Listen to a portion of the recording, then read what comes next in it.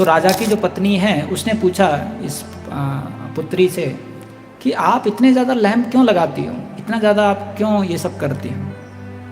तब वो ललितिका बताती है कि पिछले जन्म में मैं असली में एक चूही थी, फीमेल रैट।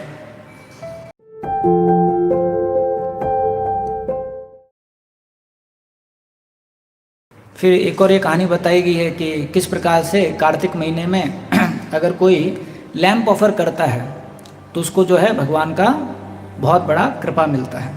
तो ये कहानी जो है स्कंद पुराण में बताई गई है।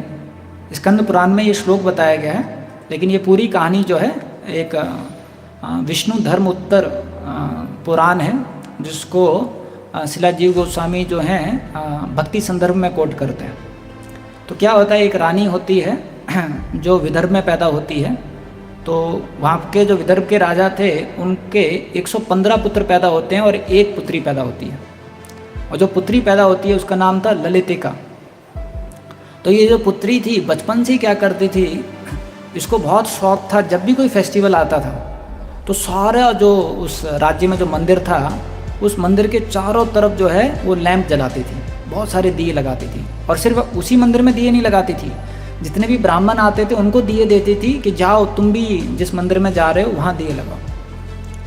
तो जो ये रानी है, जो पुत्री है, इसका इस प्रकार से डिवोशन देखकर तो राजा की जो पत्नी है उसने पूछा इस पुत्री से कि आप इतने ज़्यादा लैंप क्यों लगाती हो, इतना ज़्यादा आप क्यों ये सब करती हो।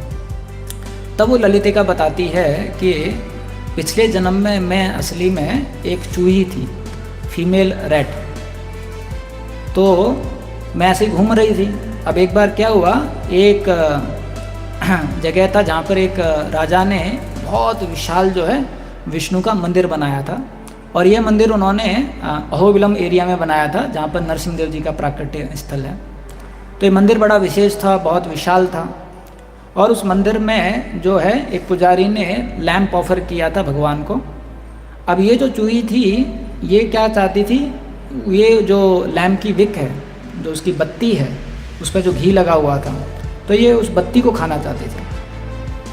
तो और उसने देखा कि अभी जो लैंप है काफ़ी बुझ गया है, हल्का ही सा थोड़ा सा जल रहा है। तो ये बत्ती को लेने के लिए चूही जाती है, उस बत्ती को पकड़ लेती है। अब जैसे वो बत्ती को पकड़ती है उसी टाइम पे एक जो है बिल्ली आ जाती है, और बिल्ली के भय से ये भागने लग जाती है। तो जैसे ही भागती है तो थोड़े समय के लिए जो बत्ती है वो जल जाती है, और भगवान स्वीकार कर लेते हैं कि ये जो है इसने मुझे दिया ऑफर किया है कार्तिक महीने में। तो उसके बाद में इसका क्या है, समय के साथ में अंत हो जाता है, और फिर अगले जन्म में ये ललितिका के रूप में पैदा होती है, और बहुत ज़्यादा इसके हृदय में भक्ति भाव होता है। और फिर ये बताया गया है कि उसी जन्म में अपना जीवन सफल करके वो भगवान के धाम चली जाती है। तो भक्ति संदर्भ में जीव गोस्वामी ये जो पूरा लीला है इसको कोट करते हैं।